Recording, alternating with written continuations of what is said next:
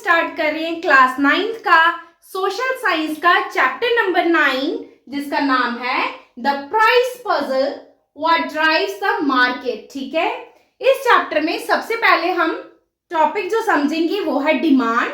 ठीक है, what is demand.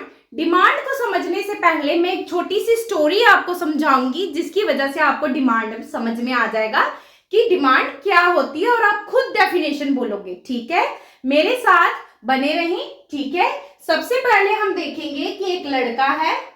ठीक है, लेट कर लेते हैं, इसका नाम क्या है, राहुल। ठीक है, ये लड़का है राहुल।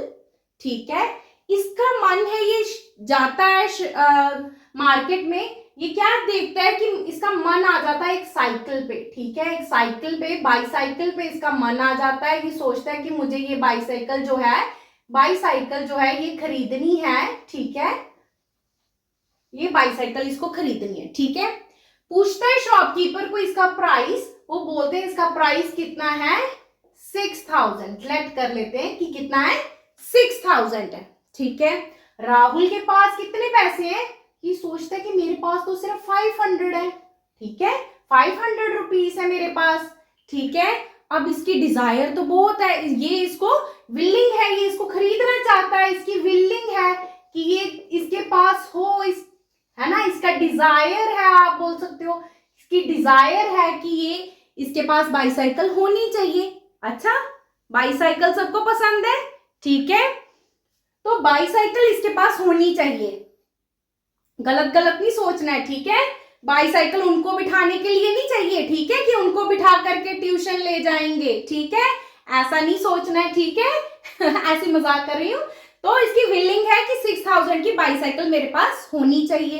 ठीक है, अब राहुल क्या हर रोज देखता है, हर रोज इसका डिजायर है कि वाह मेरे पास बाईसाइकिल हो, आराम से मैं जाऊं, है ना, उनको पीछे बिठा करके। ठीक है, बाईसाइकिल नहीं मिल रही। अब एक दिन इसका क्या आ जाता है, बर्थडे।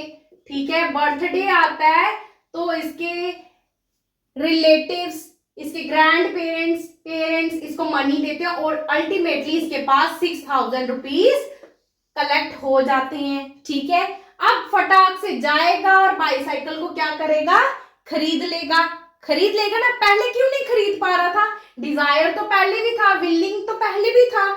ठीक है, पहले क्यों नहीं खरीद पा रहा था, क्योंकि एग्जैक्ट मनी नहीं था, उतना अमाउंट नहीं था इसके पास कि खरीद सके। ठीक है, जब वो अमाउंट आया और इसने वो बाईसाइकिल बाय कर ली। ठीक है, तो डिमांड पूरी हो गई। अब हम बोलेंगे कि ये डिमांड इसकी जो है ये फुलफिल हो गई। डिमांड क्या होती है, demand is a good, demand ये गुड है आपका। ठीक है, bicycle, demand is a good that consumer are willing.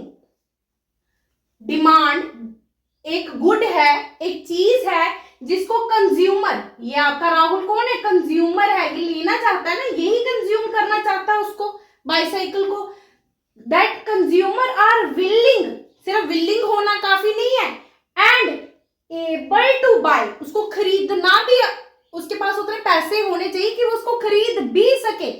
Willing भी होना चाहिए और able to buy at different prices पे उसको खरीदने की क्षमता भी होनी चाहिए। इसको हम कहते हैं डिमांड। सिर्फ मेरे मन में ये ख्वाब है, मैं ये कर लूंगा, मैं वो कर लूंगा, मेरी ये चाहत है, वो डिमांड नहीं होती। डिमांड आपकी क्या होती है कि आपको उस गुड को खरीदने के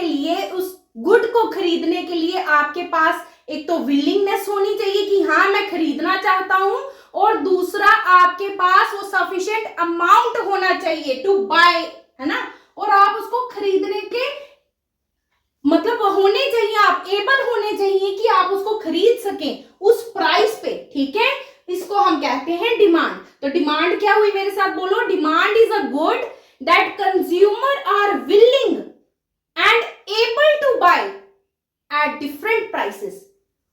willing and able to buy at different prices is called demand. इसको हम कहते हैं डिमांड। ठीक है, नेक्स्ट है बेटा आपका लॉ ऑफ डिमांड। अब डिमांड का क्या है, लॉ है एक। ठीक है, अब लॉ को समझेंगे एक और नई स्टोरी से। ठीक है, अब आपके पास साइकिल आ गई, राहुल के पास क्या है, अब साइकिल है, राहुल बहुत खुश है, ठीक है, साइकिल के साथ, ठीक है, ये इसकी साइकिल है, ठीक है, ये इसकी साइकिल के साथ बहुत खुश है राहुल, ठीक है। अब जाता है, गर्मी का मौसम है, ठीक है, तो सपोज ये आइसक्रीम बेचने वाला है, ठीक है, आइसक्रीम बेचने वाला है, ठीक। अब क्या है, और यहां नंबर ऑफ पीपल लिख लेते हैं।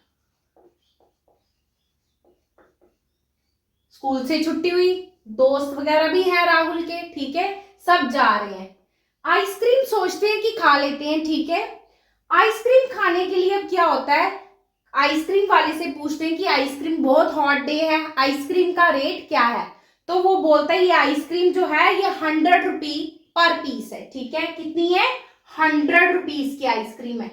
तो लेट कर लेते हैं, अगर यहाँ बेटा 10 बच्चे जा रहे हैं, राहुल और राहुल के दोस्त 10 दोस्त हैं, वो जा रहे हैं, तो 100 रुपए की आइसक्रीम है, तो कोई बोलेगा यार मुझे नहीं खानी है, मुझे गला खराब हो जाएगा, क्या आइसक्रीम खानी, मुझे नहीं अच्छी लगती है वो, सिर्फ 2 ही लोग खरीदेंगे, ठीक है, 100 रुपीज इज एक्सपेंसिव अमाउंट, ठीक है।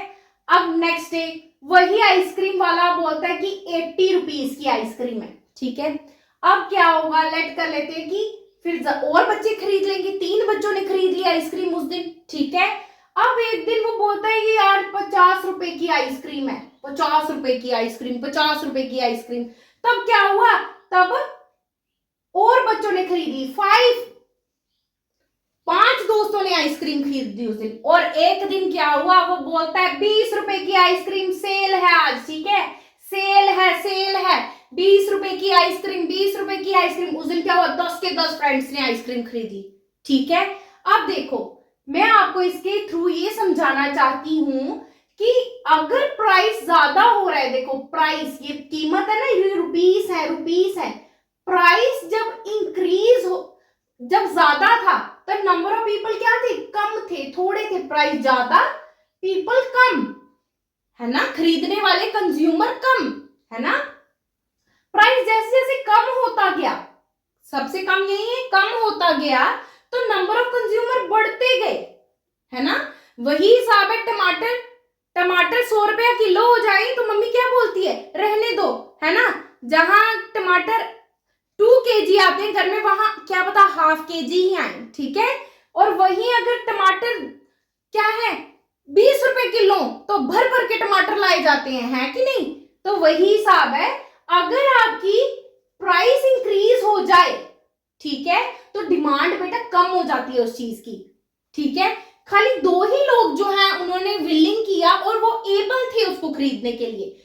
डिमांड क्या थी, ये तो सब डिजायर तो सब कर रहे थे 10 के 10 की हम आइसक्रीम खा लें, विलिंग भी थे, बट एबल नहीं थे खरीदने के, 100 रुपए की आइसक्रीम खरीदने के एबल जो थे, एबल मतलब क्षमता जिनके पास थी, जो एबल थे खरीदने, एबल टू बाय, वो खाली 2 थे। यहां सब एबल हो गए, है ना, able to buy, maximum able to buy, है ना। यहां विलिंग भी है और खाना भी चाहते हैं और एबल भी है, एबल टू बाय, ठीक है। तो अब हम लॉ ऑफ डिमांड को किस तरह से समझेंगे कि लॉ ऑफ डिमांड क्या है।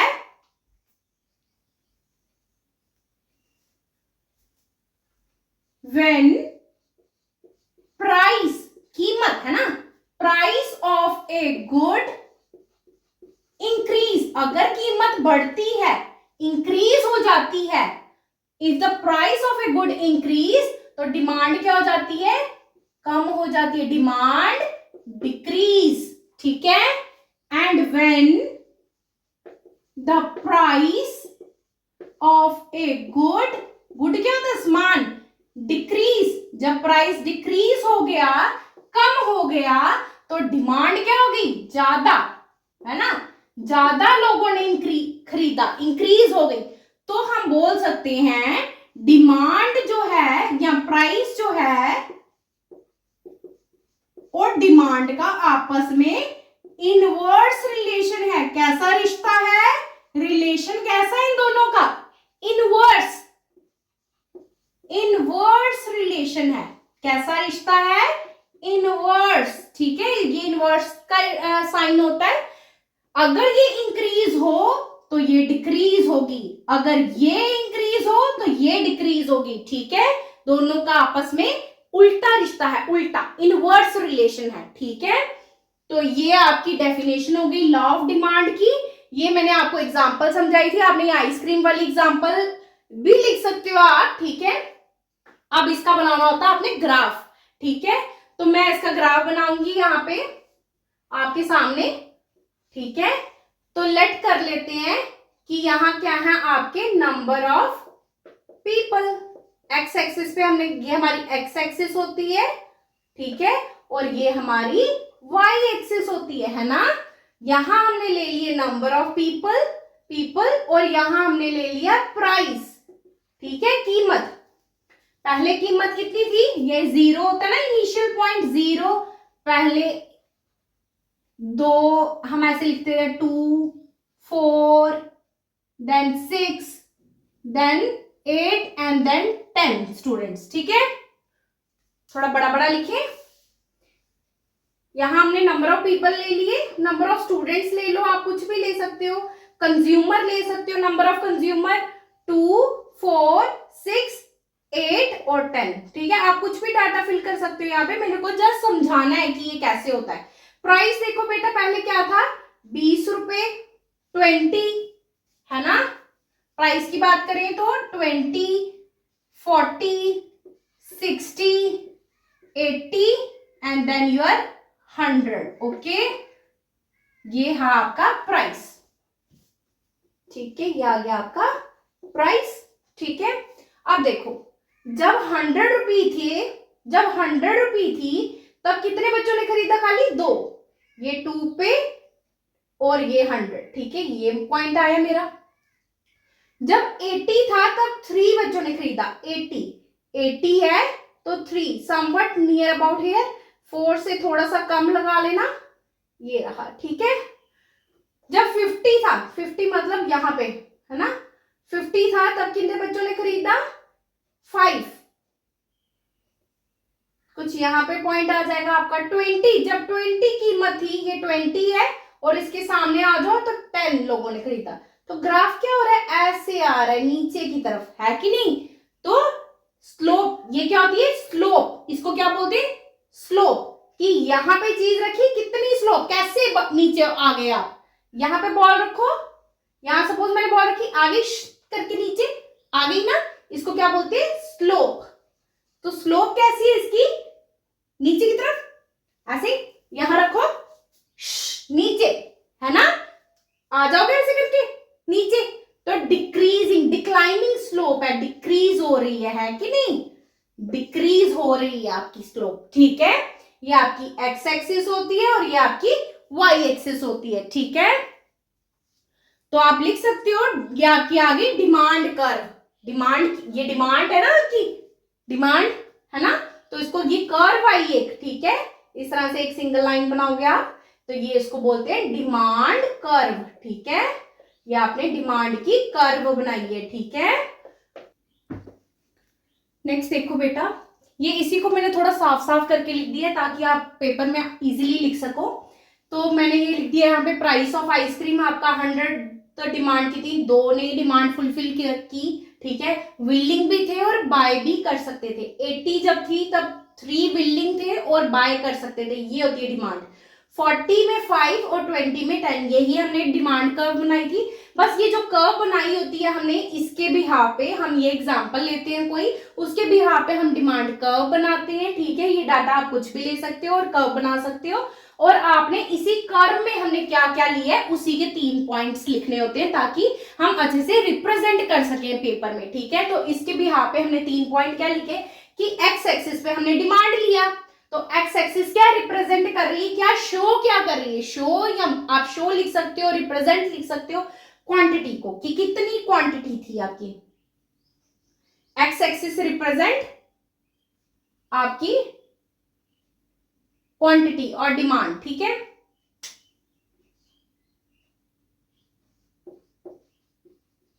और वाई एक्सिस आपका क्या रिप्रेजेंट कर रहा है कि प्राइस क्या है, वाई एक्सिस रिप्रेजेंट प्राइस, और दोनों में रिलेशन कैसा है, मैंने अभी बताया था आपको, प्राइस और डिमांड में कैसा रिश्ता है, एक बढ़ता है तो दूसरा कम होता है, एक कम होता है तो दूसरा बढ़ जाता है, तो इनवर्स रिलेशन है, हम लिखेंगे inverse relation between price and demand. और थर्ड मैंने आपको बताया स्लोप के बारे में कि यहां बॉल रखो तो नीचे की तरफ आएगी, तो स्लोप कैसी है, डाउनवर्ड्स, ठीक है।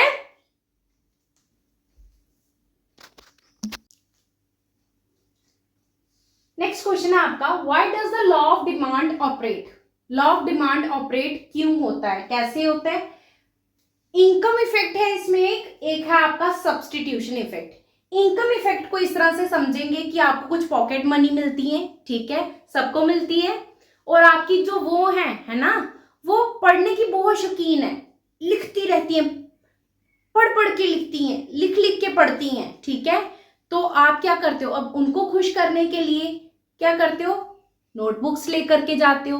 सडनली आपको एक दिन पता चलता है कि क्या हुआ, नोटबुक्स का प्राइस क्या हो गया, कम हो गया। 100 रुपए की किताब थी, नोटबुक मिलती थी, अब वो 50-50 रुपए की मिलती है, तो क्या करोगे, झट से उनको खुश करने के लिए ज्यादा बुक्स, नोटबुक्स लेके आओगे, ठीक है। तो यही देखो, when the price of product falls, जैसे ही नोटबुक्स का प्राइस फॉल हुआ, कम हो गया, consumer can buy more and more, आप जल्दी से मोर एंड मोर खरीदोगे कि नहीं खरीदोगे, बिल्कुल खरीदोगे, ठीक है। तो देखो एग्जांपल यही दी हुई है कि notebook price fall from 100 to ₹50, a student can buy more notebooks, अब आप ज्यादा नोटबुक्स खरीद सकते हो, क्यों, क्योंकि यहाँ इनकम इफेक्ट था। देखो इनकम कुछ ना कुछ आपकी है, पॉकेट मनी, ठीक है। तो अगर प्राइस ज्यादा होगा तो चीज कम खरीदोगे, डिमांड कम करोगे ना, कम खरीदोगे, ठीक है। और वहीं अगर प्राइस कम हो जाए तो आप ज्यादा खरीदोगे, खरीदोगे कि नहीं खरीदोगे, ठीक है। तो यहाँ इनकम बहुत बड़ा फैक्टर है, क्योंकि हम मिडिल क्लास लोग हैं ज्यादातर इंडिया में, तो यहाँ इनकम का बहुत फैक्टर होता है, ठीक है। कोई चीज महंगी हो जाती है तो हम क्या कहते हैं, मम्मी कहती है नहीं ये कम खरीदेंगे, टमाटर महंगे हो गए, मम्मी कहती है नहीं कम लेके आना, हम क्या करेंगे, केचप डाल लेंगे, हम क्या कहेंगे, दही डाल के सब्जी बना लेंगे, ठीक है, होता है ना। तो यही इनकम फैक्ट है, ठीक है। नेक्स्ट है आपका सब्स्टिट्यूशन इफेक्ट। सब्स्टिट्यूशन इफेक्ट में देखो, आप इस तरह से समझो कि आपको चाय और कॉफी में से कॉफी पीना बहुत पसंद है, आपके घर में कॉफी बनती है, ठीक है। बट क्या होता है, चाय पत्ती जो है उसके दाम कम हो जाते हैं, ठीक है, एक चीज का दाम कम हो जाता है। अब क्या होता है, आपके घर में आपकी मम्मी बोलती है नो, कॉफी पीना हानिकारक है, आज से हम टी पियेंगे सब, ठीक है, चाय पियेंगे, क्यों, आपकी मम्मी ने ऐसा क्यों कहा, क्योंकि एक चीज जो है उसकी कीमत कम हो गई, अगर दोनों की सेम रहती, बराबर रहती तो कोई फर्क नहीं था, है ना, आप कॉफी पीते या चाय पीते, बट चाय पत्ती के दाम कम होने से आपका क्या हो गया, उल्टा हो गया, है ना। अब क्या है, कॉफी कम बनती है, चाय ज्यादा बनती है, ठीक है, वही लिखा हुआ है, यही होता है आपका सब्स्टिट्यूशन, कि एक ने दूसरे को सब्स्टिट्यूट कर दिया, ठीक है। When the price of one good falls, जब एक की कीमत कम हो जाती है, फॉल हो जाती है, गिर जाती है, कम हो जाती है, ठीक है, पीपल में स्विच, पीपल जो है वो स्विच कर जाते हैं, यहां से यहां, आज से कॉफी नहीं चाय पियेंगे, ठीक है, switch from costlier, coffee costly थी ना, टू चीपर वन, ठीक है, कॉस्टलियर से हम कहा शिफ्ट हो जाते हैं, स्विच हो जाते हैं चीपर वन पे। एग्जाम्पल जैसे T become cheaper than coffee, अगर टी जो है, चाय पत्ती जो है वो सस्ती मिलने लग पड़े कॉफी से, देन पीपल क्या करेंगे, मोर बाय मोर टी, चाय पत्ती ज्यादा खरीदेंगे इंस्टेड ऑफ कॉफी, कॉफी के कंपैरिजन में चाय पत्ती ज्यादा खरीदी जाएगी, ठीक है। ये तो यही दो इफेक्ट है हमारे, एक है इनकम इफेक्ट और दूसरा हमारा सब्स्टिट्यूशन इफेक्ट, ठीक है। नेक्स्ट देखो, common cause of change in demand, कैसे हमारी डिमांड जो है वो चेंज हो जाती है, ठीक है, हमारी डिमांडें जो हैं वो चेंज हो जाती हैं, उनके कुछ कॉमन कॉजेस होते हैं, कुछ रीजंस रहे होते हैं जिसकी वजह से हमारी डिमांड जो है वो चेंज हो जाती है, ठीक है। लेट कर लेते हैं, पहली आपकी है इनकम, सबसे पहले इनकम, अगर आपकी पॉकेट मनी ज्यादा बढ़ा दी जाए, ठीक है, तो आपकी जो वो है ना, वो क्या करेंगी, ज्यादा ज्यादा डिमांड करेंगी। क्यों डिमांड करेंगी? क्योंकि आप अब अफोर्ड कर सकते हो, आप खरीद के दे सकते हो उनको, है ना। देखो उनका नाम सुन के कैसे चमक जाते हैं आपके चेहरे हैं, इसलिए मैं आपको उन्हीं की एग्जांपल बताती हूँ, ठीक है। और वहीं अगर उल्टा हो जाए, नंबर कम आ जाए हैं और आपके पेरेंट्स आपकी पॉकेट मनी रिड्यूस कर दें, कम कर दें, तो अब वो भी समझ जाएंगी, है ना। तो वो क्या करेंगी, अब डिमांड को कम करेंगी। क्यों? क्योंकि अब आप अफोर्ड नहीं कर सकते हो, ठीक है। यही लिखा हुआ है इनकम के बारे में। सबसे पहला कॉज जो है डिमांड होने का, चेंज कैसे होगी डिमांड, देखो पहले डिमांड बढ़ गई थी, बहुत ज्यादा हो गई थी, फिर चेंज हो गई सडनली, है ना, समझदार है ना, चेंज कर ली कि अब अफोर्ड नहीं कर सकते हैं, चेंज कर ली। पहला चेंज करने का रीजन जो है वो था income. Income, when income increase, आपकी पॉकेट मनी इंक्रीज, तो डिमांड ऑफ गुड्स इंक्रीज, है ना, क्योंकि आप बिकॉज पीपल कैन अफोर्ड मोर, क्योंकि अफोर्ड कर सकते हैं ज्यादा, ठीक है। और जैसे ही when income decrease, income decrease हो गई, पॉकेट मनी डिक्रीज कर दी घर वालों ने, है ना, तो क्या हुआ, डिमांड भी कम हो गई, अब इतनी ज्यादा डिमांड नहीं रही, ठीक है। क्यों? क्योंकि अब आप अफोर्ड नहीं कर सकते हो। इधर आपकी नहीं सबकी बात हो रही है, इसलिए लिखा है पीपल कांट अफोर्ड, ठीक है। दूसरा आपका टेस्ट एंड प्रेफरेंस, इसकी वजह से भी डिमांड जो है वो चेंज हो जाती है। सपोज पहले आप कोल्ड ड्रिंक पीते थे, अब आपको आपकी उन्होंने ज्ञान दिया कि कोल्ड ड्रिंक पीना बहुत हानिकारक है, इसलिए क्या करो, जूस पीना स्टार्ट करो, फ्रूट जूस पी लिया करेंगे अब, ठीक है। तो सब बच्चों को समझाया गया कि हाँ फ्रूट जूस पीना चाहिए। तो अब क्या हुआ कि सब बच्चे, क्या हुआ, कोल्ड ड्रिंक से कहाँ शिफ्ट हो गया, फ्रूट जूस। अब फ्रूट जूस की डिमांड क्या हो जाएगी, ज्यादा हो जाएगी, है ना, और कोल्ड ड्रिंक की डिमांड क्या हो गई, ऑटोमेटिकली कम हो गई, ठीक है। तो टेस्ट चेंज हो गया, जिसकी वजह से चीजें बदल गई, है ना, चेंज हो गई, डिमांड चेंज हो गई। Taste and preference, if more students begin to prefer fruit juice, अगर ज्यादातर स्टूडेंट्स जो हैं वो प्रेफर करने लग पड़े पीना फ्रूट जूस को इंस्टेड ऑफ कोल्ड ड्रिंक्स, पहले कोल्ड ड्रिंक्स पीते थे उसकी जगह पे अब उन्होंने क्या टेस्ट अपना चेंज कर दिया, क्या प्रेफर करने लग पड़े पीना फ्रूट जूस, ठीक है। Then demand of fruit juice increase, demand increase हो गई, देखा, टेस्ट की वजह से इंक्रीज हुई है डिमांड, है ना, आपकी प्रेफरेंस की वजह से इंक्रीज हुई है, ठीक है, और इसकी डिमांड कम हो गई क्योंकि आपका टेस्ट चेंज हो गया, ठीक है। तीसरा है आपका प्राइस ऑफ रिलेटेड गुड्स, अब गुड्स से रिलेटेड प्राइस के बारे में, ठीक है, ये हम पहले भी पढ़ चुके हैं। सब्स्टिट्यूट गुड्स, सब्स्टिट्यूट होता है कि एक के बदले दूसरा, ठीक है, जैसे टी नहीं तो कॉफी, कॉफी नहीं तो टी, ठीक है, ये goods that replace each other, जो एक दूसरे को रिप्लेस कर सकते हैं, ठीक है। आप इसकी जगह ऐसे भी लिख सकते हो जूस या कोल्ड ड्रिंक, ठीक है, मिल्क और जूस, ठीक है, कुछ भी, goods that replace each other, जो एक दूसरे को रिप्लेस कर सकते हैं। अब आप कहो कि जूस को मैं रिप्लेस कर दूं, आप टी पीना चाहता कोई, तो मैं कहूं उसको खाना खा ले, ऐसा नहीं हो सकता, ठीक है, टी नहीं तो कॉफी, ठीक है। Goods that replace each other, ये वही होते हैं सब्स्टिट्यूट गुड्स जो एक दूसरे को रिप्लेस कर सकते हैं। For example T and coffee, ठीक है। इफ कॉफी बिकम्स एक्सपेंसिव, अगर कॉफी एक्सपेंसिव मिलना शुरू हो जाए तो क्या होगा, डिमांड किसकी इंक्रीज हो जाएगी, ऑटोमेटिकली टी की डिमांड जो है वो इंक्रीज हो जाएगी, ठीक है। थर्ड पार्ट का बी वाला पार्ट देखो, कॉम्प्लीमेंट्री गुड्स। कॉम्प्लीमेंट्री गुड्स वो होते हैं जो एक दूसरे के साथ साथ चलते हैं, मतलब एक के बिना दूसरा नहीं रह सकता और दूसरे के बिना पहले का कोई काम नहीं, ठीक है, ये होते हैं आपके कॉम्प्लीमेंट्री गुड्स, ठीक है। Goods that are often use together, जो इकट्ठे ही यूज होंगे, ठीक है। जैसे एग्जांपल आपका मोबाइल डाटा और स्मार्टफोन, देखो बिना स्मार्टफोन के मोबाइल डाटा का क्या ही करोगे आप, ठीक है, वाईफाई लगा हुआ घर में, आपके पास स्मार्टफोन ही नहीं है, आप क्या करोगे वाईफाई का, जीरो वैल्यू फॉर यू। और आपके पास स्मार्टफोन है और मोबाइल डाटा ही नहीं है यार, तो स्मार्टफोन का क्या करोगे, खुद की पिक्चर्स क्लिक करते रहोगे क्या, नहीं, है ना, गपशप भी तो लगानी होती है, ठीक है। तो मोबाइल डाटा और स्मार्टफोन का कैसा रिश्ता है, कॉम्प्लीमेंट्री, ठीक है, ये कॉम्प्लीमेंट्री गुड्स के अंदर आता है, जो एक साथ चलेंगे, ठीक है। अब इसमें हम कॉज देखेंगे कि कॉमन कॉज क्या है हमारी डिमांड का। अगर तो स्मार्टफोन का प्राइस डिक्रीज हो जाता है, वाह यार स्मार्टफोन का प्राइस डिक्रीज हो गया, जल्दी से खरीद लोगे? पढ़ लो, ठीक है।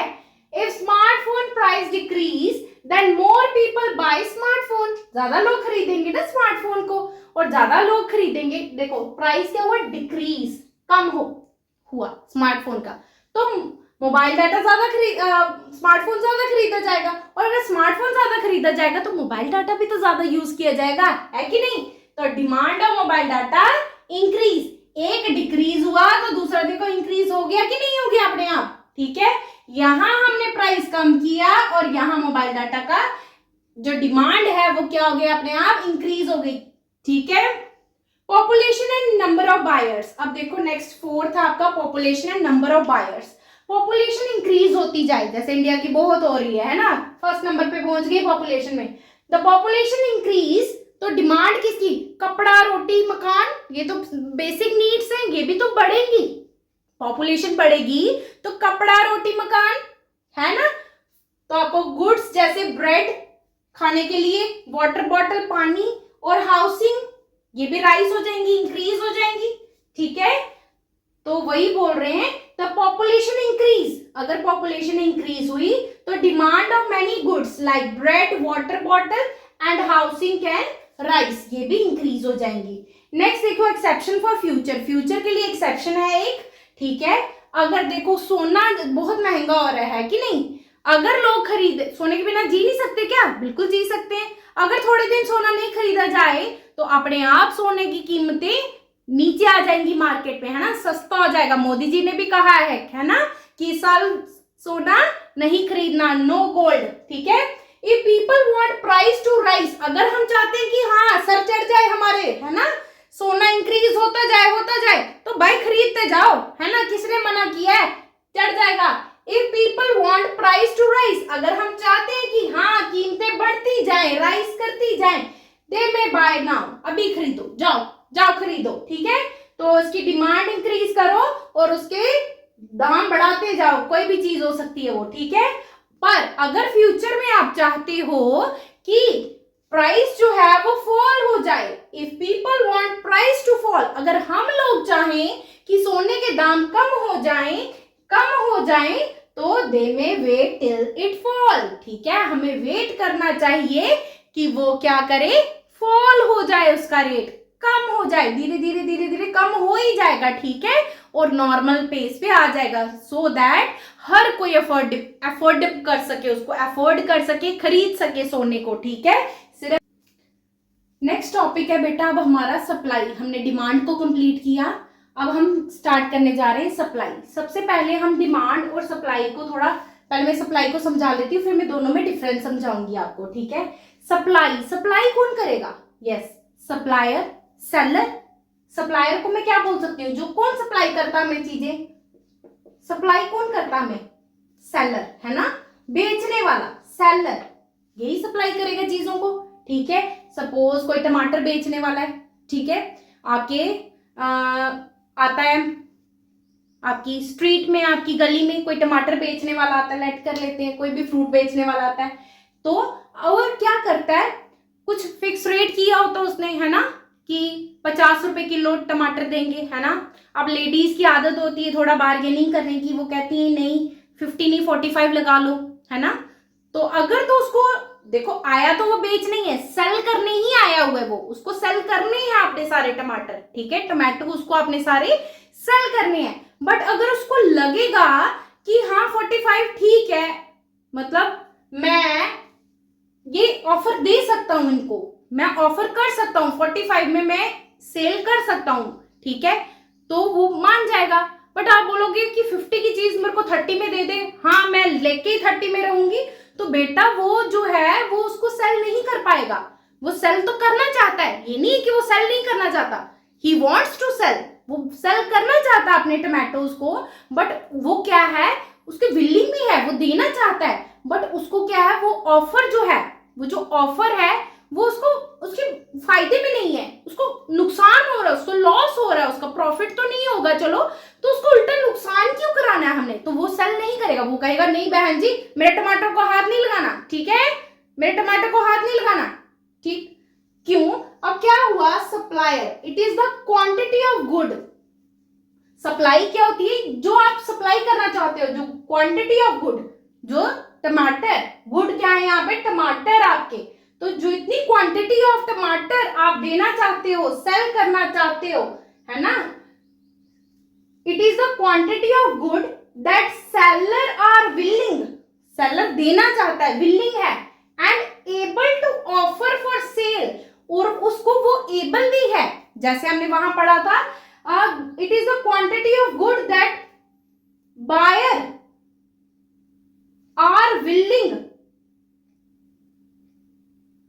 या consumer are willing and able to buy, है ना, खरीद सकता था वो, and able to buy at different prices, but यहां आप लिखोगे it is the quantity of good that seller are willing, वहां क्या लिखते थे, कंज्यूमर आर विलिंग, यहां सेलर विलिंग होना चाहिए, वहां हम जनता थी, यहां सप्लाई में बेचने वाला है, सेलर है, seller are willing and able to offer, वहां हम क्या करते थे, हमारे में क्षमता होनी चाहिए थी खरीदने की, यहां उसमें क्षमता होनी चाहिए बेचने की, ऑफर करने की, है ना, able to offer for sale, बेचने के लिए, सेल करने के लिए उसमें ये एबिलिटी होनी चाहिए, उसको एट डिफरेंट प्राइसेस पे, उसको हम कहेंगे सप्लाई, ठीक है।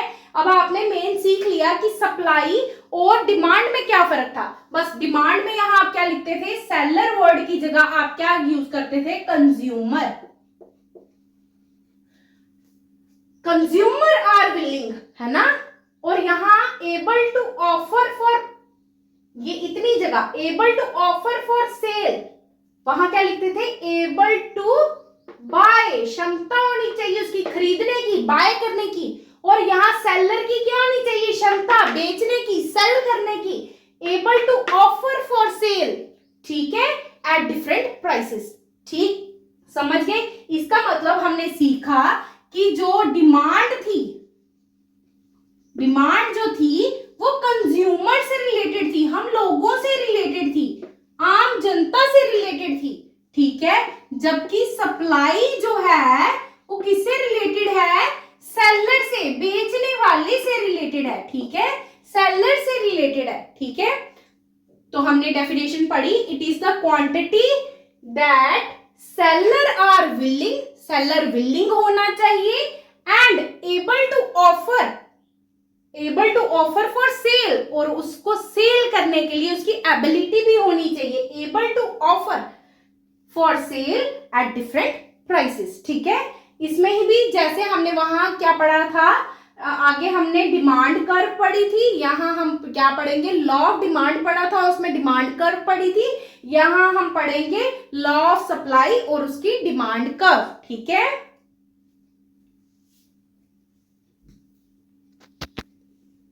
अब हम देखेंगे law of supply, law of supply को हम इस टेबल की हेल्प से समझेंगे और कर्व बनाएंगे, यहाँ पे ग्राफ बनाएंगे और उसके पॉइंट्स को डिस्कस करेंगे, ठीक है। तो सबसे पहले हम देखेंगे प्राइस ऑफ टमाटो, हमने टमाटो की कहानी ली थी इसके बीच में स्टोरी, तो हम टमाटो को ही कंटिन्यू करेंगे।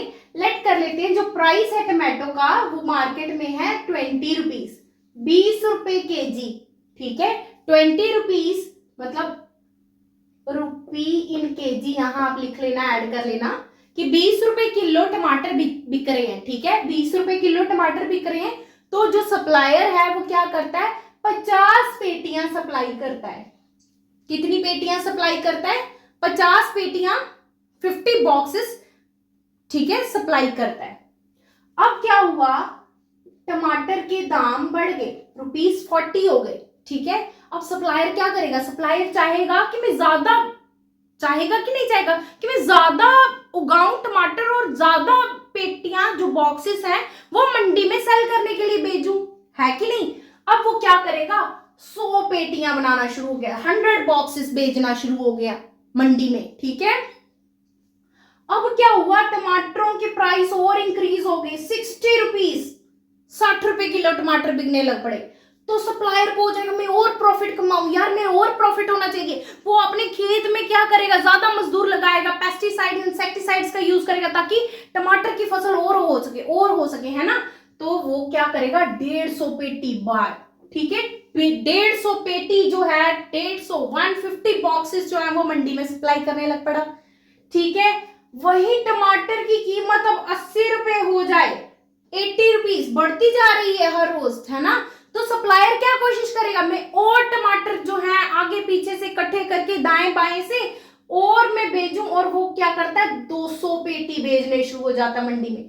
ठीक है, ये हमारा कुछ डाटा है जो हमने कलेक्ट किया। ठीक है, अब हम क्या करेंगे, यहाँ ग्राफ बनाएंगे इसी के बिहार पे। ठीक है, ग्राफ देखो मेरे साथ साथ बनाना आप लोगों ने, बहुत इजी होता है। ठीक है, इतनी कहानी समझ में आई थी कि 20 रुपए थे तो 50 पेटियां भेज रहा था मंडी में, 40 रुपीज में तो 100 बॉक्सेस भेजने लग पड़ा, 60 हुए तो और 150। यार प्रॉफिट गेन करना है सप्लायर को, है कि नहीं, और 80 है तो 200 बेचने लग पड़ा। ठीक है, अब यहां लिख लेते हैं हम कि प्राइस ऑफ टोमेटो,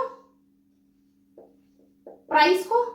ठीक है, और यहां लिख लेते हैं हम सप्लाई को कि कितनी सप्लाई हो रही है। ठीक है, ठीक, ये एक्स एक्सिस है आपकी और ये आपकी वाई एक्सिस है। ठीक है, अब देखो ये इनिशियल पॉइंट है, ओरिजिन, इसको हम 0 बोलते हैं। ठीक है, उसके बाद देखो प्राइस, प्राइस कैसे चल रहा है आपका 20, 40, 60, 80, तो मैं इस तरह से बनाती हूँ यहाँ पे 20, 40, 60, 80, 100। ठीक है, इस तरह से। और सप्लाई देखो 50, 100, 150, 200 इस तरह से चल रही है। तो मैं इसको मार्क कर लेती हूँ कि ये 100 है, सॉरी 50 है, यहाँ 100 है, सप्लाई को थोड़ा इधर करके लिख लेंगे, 100 है, यहाँ 150 है, 200 है। ठीक है, ये आपकी सप्लाई है, यहां लिख देती हूँ मैं सप्लाई। ये आपको ग्राफ में जरूर शो करना होता है कि कौन चीज मैंने कहां लिखी है। ठीक है, अब देखो 20 था तो 50, 20 पे 50, यहाँ ये पॉइंट आएगा, ये 20 और यहां से 50, देखो इसको मार्क, पॉइंट से मार्क करो, ये पॉइंट आया आपका, है ना। फिर आपका क्या है 40 पे 100, ये आपका 40 और 100 कहां तक चलेंगे, यहां तक, है ना। समवट यहां मार्क आ जाएगा आपका। ठीक है, फिर क्या है 60 पे 150, ये आ गया आपका 60 पे 150। ठीक है, थोड़ा ग्राफ पे जब आप पेज के ऊपर कॉपी पेंसिल से बनाओगे तो आप स्केल के साथ ज्यादा अच्छे से ड्रॉ कर पाओगे। ठीक है, मेरा थोड़ा रफ हो सकता है। 80 पे 200, समझ आनी चाहिए जैसे आपको। ठीक है, ये आपका 80 आ गया और यहां से आप 200, फिर दोनों पॉइंट्स को मीट कर लेना। ठीक है, somewhat here you will meet points. Now अब देखो सीधा ग्राफ ऊपर जा रहा है कि नहीं जा रहा है, ना जा रहे, सीधे ऊपर इंक्रीज हो रहा है। ठीक है, टाइम के साथ बढ़ता जा रहा है ऊपर की तरफ। स्लोप कैसी, यहां से स्टार्ट की ना, नीचे की तरफ नहीं आ रही, अब स्लोप ऊपर बढ़ती जा रही, बढ़ती जा रही है ना, इंक्रीजिंग स्लोप है। किस तरह की स्लोप है, इंक्रीजिंग स्लोप है। तो यही हमने लिखनी होती है। सबसे पहले हम लॉ ऑफ डिमांड को क्या लिखेंगे, इट इज डिफाइंड एज, करो इसको डिफाइन, क्या डिफाइन करोगे, it is defined as the price increases, अगर प्राइस इंक्रीज होता है तो सप्लाई भी इंक्रीज होती जाती है ना। It is defined as when the price, price of tomatoes नहीं लिख देना यहाँ पे, प्राइस किसी भी चीज का प्राइस हो सकता है, किसी भी चीज की कीमत हो सकती है। व्हेन द प्राइस इंक्रीज, जब जैसे जैसे में प्राइस इंक्रीज होता जा रहा है ना, तो सप्लाई भी इंक्रीज होती जा रही है। When the price increase, INC, yes, increase supply, supply भी क्या हो रही है बेटा, इंक्रीज हो रही है कि नहीं। And when the price decrease, अगर प्राइस डिक्रीज हो जाए, कम हो जाए, तो सप्लाई भी कम थी कि नहीं थी, प्राइस डिक्रीज सप्लाई भी कम कर हो जाएगी। ठीक है, सप्लाई भी डिक्रीज हो जाएगी। तो रिलेशन कैसा हुआ आपस में, डायरेक्ट रिलेशन हुआ, प्राइस और सप्लाई का आपस में कैसा रिश्ता है, कैसा रिलेशन है, डायरेक्ट है।